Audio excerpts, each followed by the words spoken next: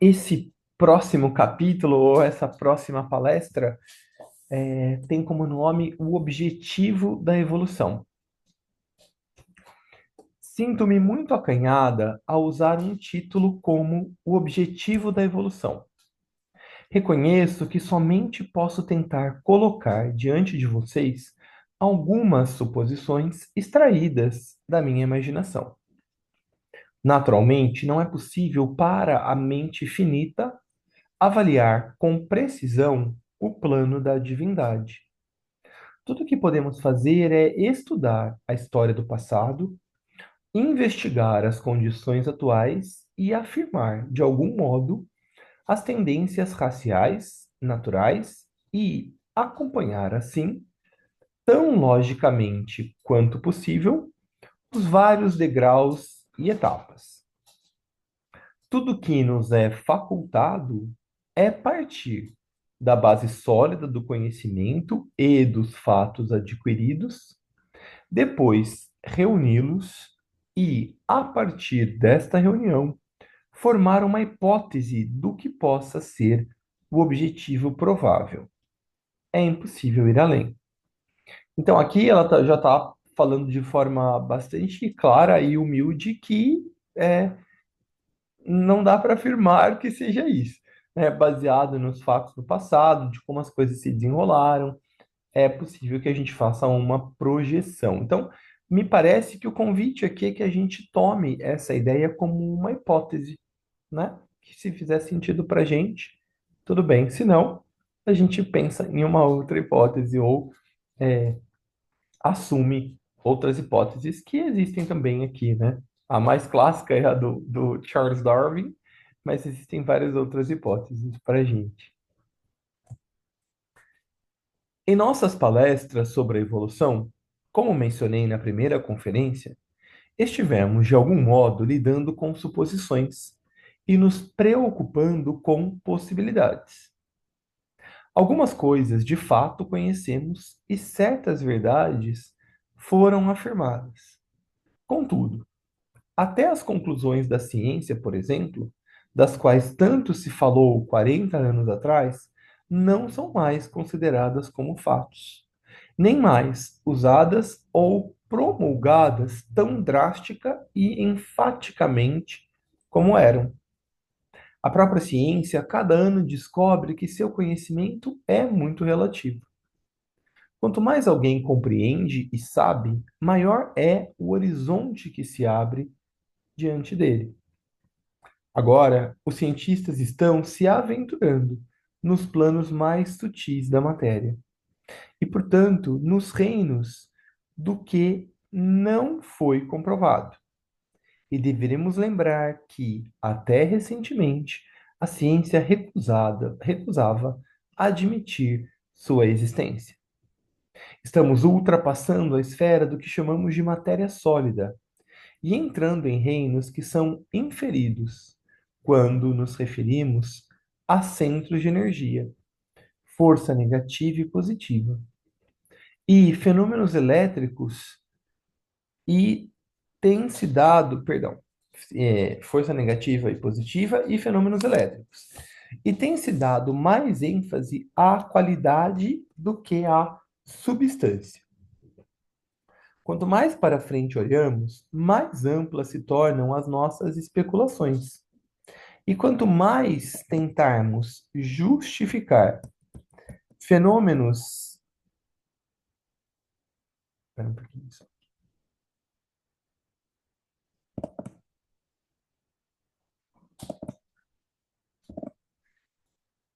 Perdão, vou ler esse pedacinho de novo. Quanto mais olhamos para frente, mais amplas se tornam nossas especulações. E quanto mais tentarmos justificar fenômenos telepáticos, psíquicos e outros, mais penetramos no reino subjetivo e subconsciente.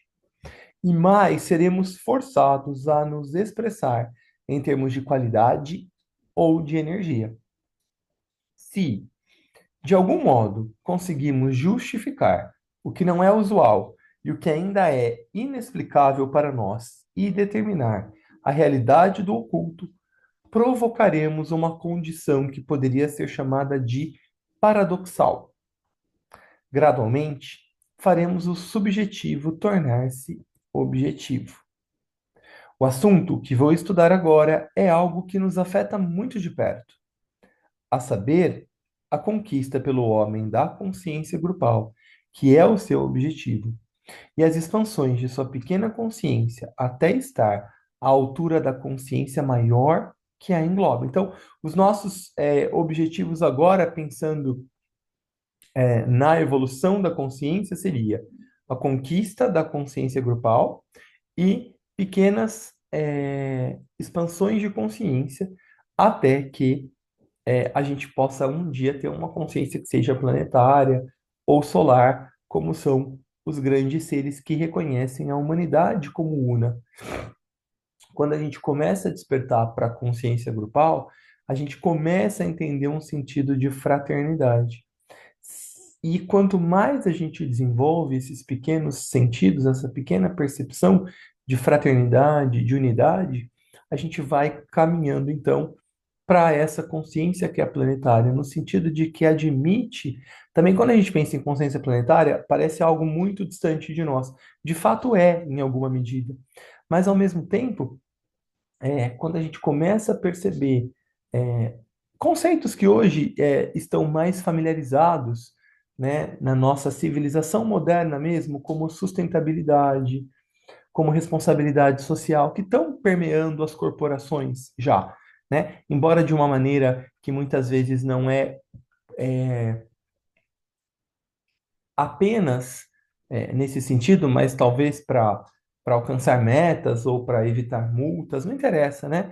De qualquer forma, esses são sinais muito positivos de que essa consciência do todo, dessa autorresponsabilização, começa a se fazer sentir. E a gente ensinar isso para gerações mais novas é algo muito positivo, porque eles vão ter a opção e a possibilidade de aprender de uma perspectiva diferente, que não apenas como foi a que a nossa geração aprendeu, que muitas vezes tinha uma intenção por trás.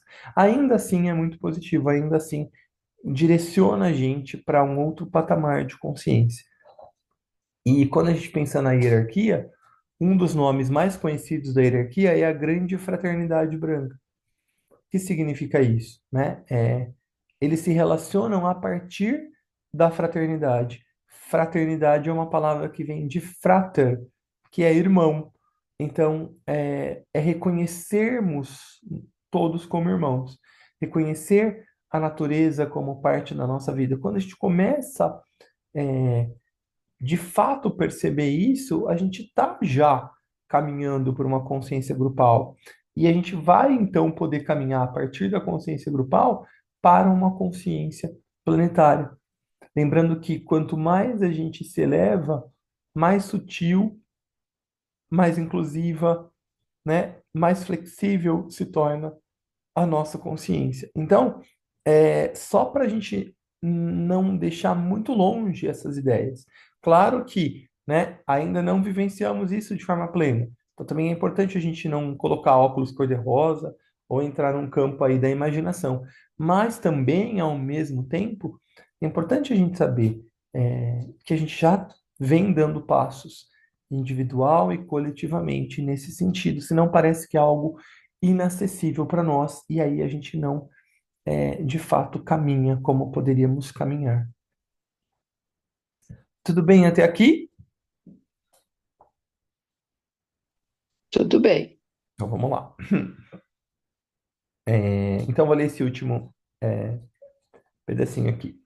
O assunto que vou estudar agora é algo que nos afeta muito de perto, a saber, a conquista pelo homem da consciência grupal, que é o seu objetivo, e as expansões de sua pequena consciência até estar à altura da consciência maior que a engloba. Lembrando que dentro do processo de meditação criativa, a gente está vivenciando nos meses de setembro e outubro a lei da aproximação espiritual, então está muito casando com isso que a gente está lendo aqui, né? Porque a nossa meditação a gente continua fazendo junto, a gente só mudou o objeto de estudo, mas muito relacionado. Então, a lei da aproximação espiritual ocorre como? Através de expansões da pequena consciência, até que vá se aproximando da sua consciência maior, do seu eu superior, enfim, da alma grupal, depois do ashram, depois da hierarquia, né, que é o ashram principal. Então, só para a gente entender. E justamente o que rege essa lei é o princípio da divindade essencial, ou seja, quando a gente começar a reconhecer que existe uma divindade essencial em toda forma, a gente já está, em alguma medida, contribuindo para a consciência grupal. Então, quando a gente faz essa meditação, que será, né, de forma mais específica nos meses de novembro e dezembro, são oportunidades da gente ajudar a humanidade nesse próximo passo. E a gente se ajudar, obviamente, né? E ajudar o nosso grupo a dar esses passos em relação à conquista da consciência grupal. Só para a gente entender como tudo está bastante interligado. Vocês se lembrarão que, ao tentar explicar a diferença entre autoconsciência, consciência grupal e a consciência divina, eu a ilustrei mostrando que, no pequeno átomo da substância no corpo físico, aquela minúscula vida centralizada que vai até a constituição da forma humana, tínhamos a correspondência com a autoconsciência do ser humano, que a vida do corpo físico, considerando-a em cada um de seus departamentos como um todo, é, para a pequena célula, autossuficiente, o que a consciência grupal é para nós, e que a consciência do homem real, a entidade informativa dentro do corpo, é para aquele átomo, o que a consciência de Deus é para nós, tão inexplicável e remota. Se pudermos ampliar esse conceito do átomo em nosso corpo e sua relação com o homem, o pensador, até o átomo humano, considerando como uma unidade dentro de um corpo ainda maior, poderemos chegar a compreender a diferença radical entre esses três raios de consequência. Então, aqui ela retoma, né, aquilo que ela havia falado, essa analogia em relação ao próprio átomo, né, ao átomo de cada célula, perdão, depois o átomo dentro de uma organização e depois o átomo menor e depois o átomo dentro, né, do próprio corpo humano e aí o átomo em relação ao eu superior. Então fica um pouco mais fácil também para a gente entender, né, essa autoconsciência, o que é a consciência grupal, ou essa consciência intermediária, e depois o que seria a consciência divina. Então, para o átomo, por si só, é difícil também, muitas vezes, entender como que é esse organismo que ele está inserido, que é o próprio corpo, e algo ainda mais sutil, que o eu superior. Mas ele faz parte disso, né? É, então, quanto mais a gente tiver autoconhecimento, a gente desenvolver autoconhecimento, mais a gente caminha nesse sentido. Se a gente lembrar as palavras que estão escritas no templo de Apolo, na cidade de Delfos, na Grécia, é, fica um pouco mais claro para a gente que isso vem sendo ensinado há muito tempo, né? Que diz assim: conhece-te a ti mesmo. E então, somente então, conhecerás os deuses e todo o universo. Então, os deuses, ele pode estar se referindo ao próprio eu superior, ao próprio Deus pessoal. E então, o universo. Ou seja, através do autoconhecimento, esse pequeno átomo se torna consciente, porque se percebe dentro e percebe que toda a vida, justamente por fazer parte dessa unidade, carrega a mesma divindade essencial. Então, a partir do autoconhecimento, a gente se percebe, se reconhece com o nosso eu superior, com o nosso Deus interno e com todo o universo.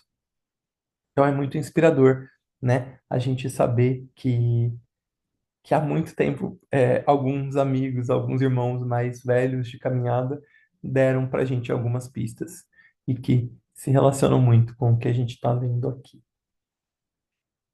Há uma analogia muito interessante entre a evolução do átomo e a do homem, e presumo, portanto, a da própria divindade planetária e a do logo solar, nos dois métodos de desenvolvimento que se seguem. Vamos lá. Vimos que o átomo tem sua própria vida atômica e que cada átomo de substância no sistema solar é também um pequeno sistema em si, tendo um centro positivo ou um Sol central, com os elétrons ou aspecto negativo girando em suas órbitas ao redor dele. Tal é a vida interna do átomo, seu aspecto autocentralizado. Registramos também que o átomo está sendo estudado agora, segundo uma linha mais nova, a da radioatividade, e está se tornando aparente, em muitos casos, que há uma radiação em atividade.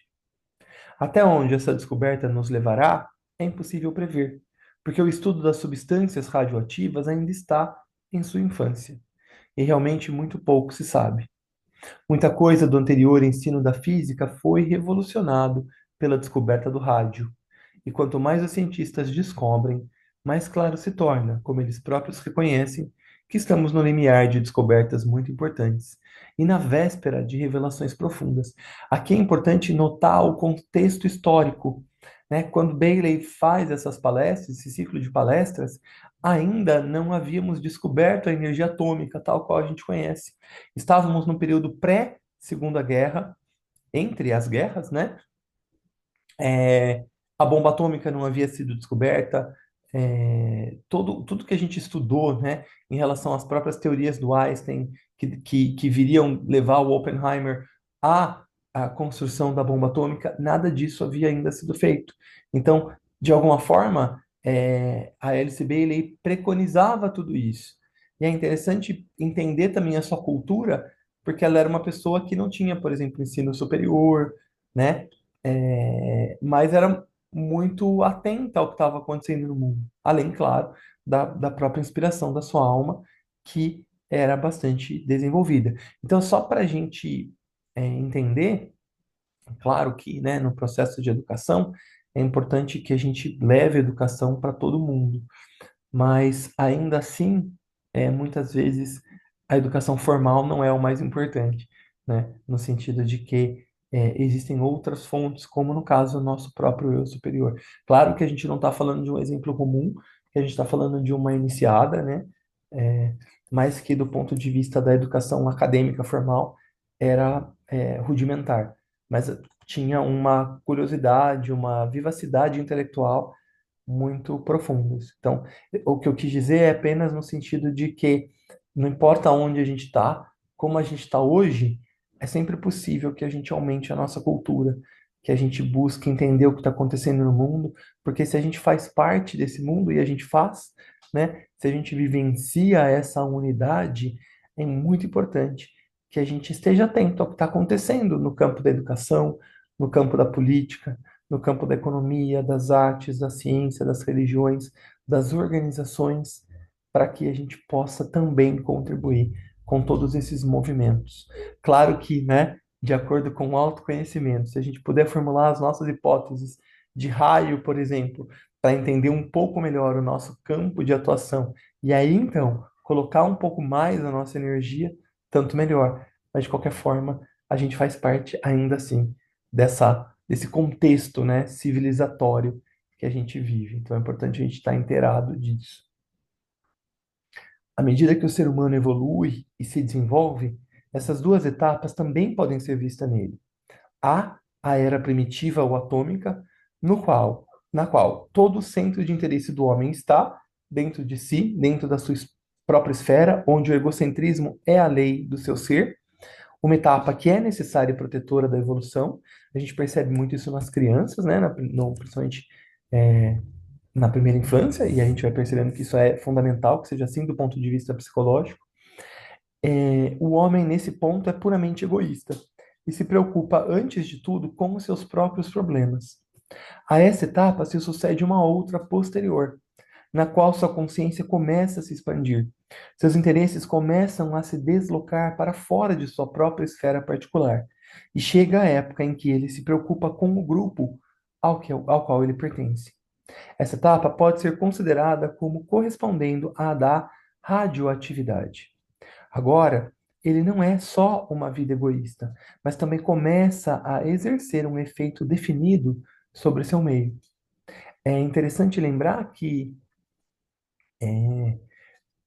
desde muito tempo dentro do esoterismo antigo, né, e depois do esoterismo moderno, os três subníveis mais elevados de cada um dos níveis ou planos são chamados de planos atômicos ou radioativos, bem antes dessa descoberta, né, da radioatividade. Então é muito interessante perceber como é, essa sabedoria ancestral também tem dá pistas de onde para onde a nossa humanidade está evoluindo, mesmo do ponto de vista científico, né? Vamos ver aqui onde que a gente está. Me perdi, estou falante hoje. Ah, essa etapa pode ser considerada como correspondendo da radioatividade. Agora, ele não é só uma vida egoísta, mas também começa a exercer um efeito definido sobre seu meio. Ele afasta sua atenção de sua vida pessoal, procura um centro maior. Deixa de ser simplesmente um átomo para se tornar, por sua vez, um elétron e sofrer a influência da grande vida central que o prende dentro de sua esfera de influência. Se for assim, teremos etapas análogas, transpirando dentro da vida da divindade planetária. E talvez isso explicasse várias vicissitudes e acontecimentos no planeta. Frequentemente, consideramos os problemas do mundo devidos à atividade humana. A guerra mundial, por exemplo, é frequentemente considerada o resultado dos erros e fraquezas humanas. Talvez seja assim porque, indubitavelmente, as condições econômicas e ambições humanas podem tê-la provocado, mas talvez também pode ter ocorrido devido à concretização do propósito da grande vida central, cuja consciência ainda não é a nossa, que tem seus próprios planos, propósitos, ideias e que talvez também faça suas experiências com a vida. Em sua escala mais ampla e em seu próprio nível mais alto, esse espírito planetário está também aprendendo a viver, a entrar em contato e está, do mesmo modo, expandindo a sua consciência. Ele próprio está na escola, do mesmo modo que cada um de nós. O mesmo pode acontecer com o sistema solar, e assim com acontecimentos de tal ordem de grandeza que escapam totalmente à nossa percepção. Talvez haja ocorrências no sistema solar que sejam devidas à elaboração dos planos da divindade ou logos, aquela vida central que é a origem da energia de tudo que existe dentro do sistema solar. Não sei, mas é uma linha de pensamento interessante para nós. E não faz mal especular. Se os efeitos nos der uma se o efeito nos der, perdão, uma visão mais ampla, uma tolerância maior e um otimismo mais amplo e sensato. Eu vou ler só esse último parágrafo aqui para a gente terminar, tá bom? Opa! Tendo visto que as duas etapas da atividade atômica e da radioatividade caracterizam a evolução. Eu acho que eu não vou entrar nesse parágrafo, viu, gente? Faltava só um pouquinho, mas eu acho que eu vou. Já são 7 horas. Eu acho que eu vou. Acho que vale mais a pena a gente refletir aqui nesse último ponto do que a gente ir para a próxima página. Aqui fica muito claro para a gente, falando dessa vida, né, como ela cita aqui, que de repente, claro, a gente pode analisar a Primeira Guerra e a Segunda Guerra, né, porque ela ainda não havia entrado na Segunda, mas como do ponto de vista da própria sociedade, né, da própria organização civilizatória, caminhava nesse sentido. Mas o que a Bailey especula aqui é que também poderia ser, de alguma forma, provocada por essa consciência mais interna, porque havia entendido que daquele jeito a consciência planetária meio que tinha chegado num ponto de culminação. E o que, enquanto a gente estava estudando, refletindo aqui, eu pensei que é muito isso que acontece quando a gente entra em determinadas crises na nossa existência. Muitas das crises, claro que se a gente analisar do ponto de vista apenas material, emocional, psicológico, claro que vai encontrar substância e subsídio que vão confirmar ou configurar aquela crise. Mas também, muitas vezes, a própria alma através do seu contato com a personalidade, cria ou convoca ou invoca crises, quando entende que é possível que aquele ser dê um passo além daquilo que é esperado. Então, por que que certos indivíduos passam pela mesma situação com reações diferentes?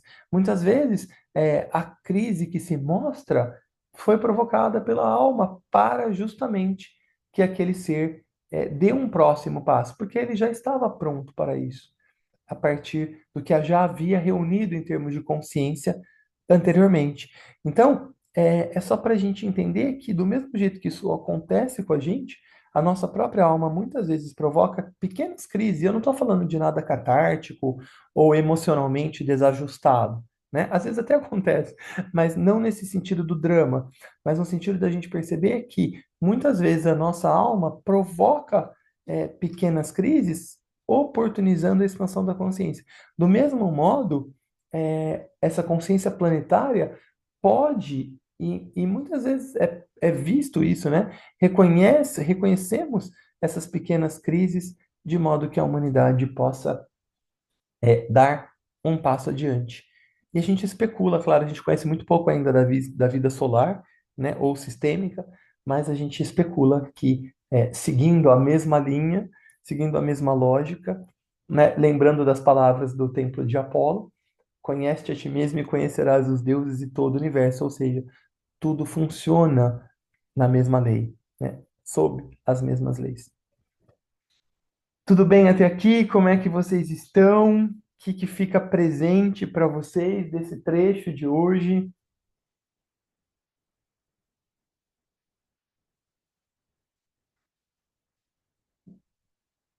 Para mim fica bem presente essa questão das crises e pensando nas guerras, né, Paulinho?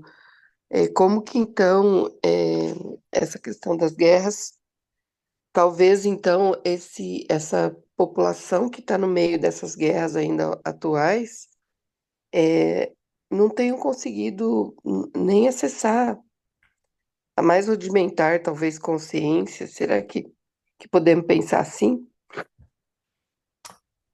Olha, Rô, são sempre especulações, né?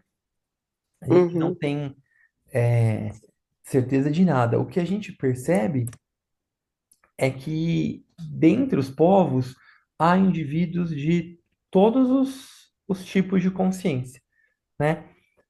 Não me parece que a gente deva generalizar, mas sem dúvida, esses que estão no comando, que estão tomando as decisões e que de alguma forma representam seus povos, é, é, estão num nível bastante ainda rudimentar, né, de consciência, no Sim, sentido sim, ainda muito de olhar só para as próprias questões, para os próprios benefícios. E aí, para mim, é o que eu pensei. é, e aí, para mim, fica mais claro a importância do nosso trabalho meditativo, sabe? Principalmente esse trabalho de meditação criativa, porque são vários indivíduos e grupos ao redor do globo que nesses meses, janeiro e fevereiro, março, abril, estudam, refletem, meditam com temas semelhantes. Aí me parece que a potência disso aumenta e que então eu tenho a esperança de que seja possível que, dentro desse contexto de sofrimento, é, e do mundo inteiro está olhando para isso com sofrimento, seja possível que a gente acesse uma consciência um pouco mais ampla, como é muitas vezes o que as crises oportunizam para a gente, né? Às vezes, no sofrimento, a gente consegue focalizar a nossa atenção naquele ponto de tensão, e então a gente consegue encontrar uma saída para aquilo. Essa é a minha esperança, sendo muito sincero, Rô, porque estamos vivendo. Ontem eu estava, até coloquei no meu Instagram, não quero ocupar muito tempo de vocês, que a gente já está passando o nosso horário, mas eu assisti um programa antes de dormir, com aquela ativista que a gente fala sempre, né, Jane Goodall, que foi primatóloga, que morou na África há muito tempo, e ela morreu com 91 anos, semana passada. E ela havia feito um programa muito interessante, eu achei a ideia, com um entrevistador americano, ou britânico, eu não sei. Não conheço ele, mas deve ser uma pessoa conhecida. E a ideia do programa era que aquela entrevista só iria ao ar quando ela tivesse morrido, quando ela desencarnasse. E ela não aparentava estar doente, ou qualquer outra coisa, né? Mas a proposta era essa, porque ela já é uma anciã, né? Então podia ser que essa entrevista ficasse gravada por, sei lá, 5, 10 anos. E aí, observa-se que é uma entrevista recente, então teve um timing bom aí. E aí ela falava de toda, a entrevista toda é pautada já com essa ideia de, ó, você não está mais viva, tá? Então toda a condução da entrevista é nesse sentido. E então ela vai falando como alguém que deixou o planeta. E aí é muito inspiradora, óbvio, né? A vida dela, as falas dela. E aí, como ela fala também disso, né? Desse momento difícil que a gente tá vivendo, e ao mesmo tempo de como é possível que a gente, nesses momentos de crise, e ela fala, né? Ela fala, eu vivi a Segunda Guerra, e eu posso afirmar para vocês que esse período que nós estamos vivendo, com essas guerras que estão acontecendo, com a forma como estão acontecendo, é o período mais sombrio da humanidade desde a Segunda Guerra. E aí a gente percebe que muitos progressos foram dados após a Segunda Guerra. A própria criação da ONU, a promulgação dos direitos humanos. Então, ao mesmo tempo que é muito difícil, também fica em mim uma esperança de que após esse momento tão sombrio que a gente está vivendo, uma consciência, em alguma medida, renasça, sabe? Eu fico muito com isso presente.